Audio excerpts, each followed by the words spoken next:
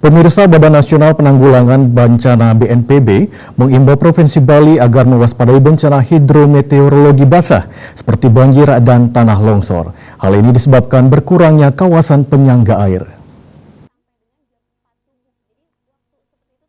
Pelaksana tugas Kepala Pusat Data Informasi dan Komunikasi Kebencanaan BNPB Abdul Muhari dikutip dari kantor berita Antara mengatakan, Provinsi Bali sedikit unik.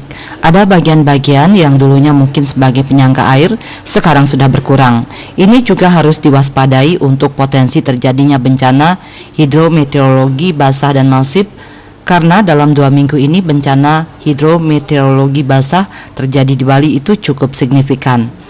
Abdul menyebut kejadian banjir di Bali memang jarang, namun dilihat dari dampaknya menyebabkan jalan yang putus di Kabupaten Jembrana yang mengganggu jalur lalu lintas dari Ketapang Gilimanuk.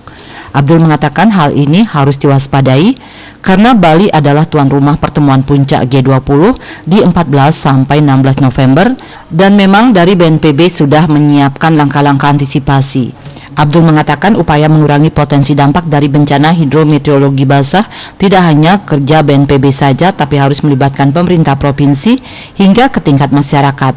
Selain itu, Abdul mengimbau jika ada kondisi-kondisi lingkungan yang mungkin membahayakan, lereng-lereng tebing yang gundul atau mungkin curam yang berpotensi longsor harus segera diantisipasi, baik itu mitigasi struktur ataupun non-struktur. BNPB menilai kawasan di Kabupaten Karangasem dan Bangli sebenarnya bukan lokasi secara kerentanan topografi dan kerentanan lingkungan adalah daerah rawan banjir. Risiko banjir menurut Abdul hanya di sekitar aliran sungai saja. Untuk itu pihak BNPB masih mendalami analisis penyebab banjir di lokasi-lokasi yang secara fisik tersebut bukan daerah yang berisiko tinggi banjir. Bali Post melaporkan.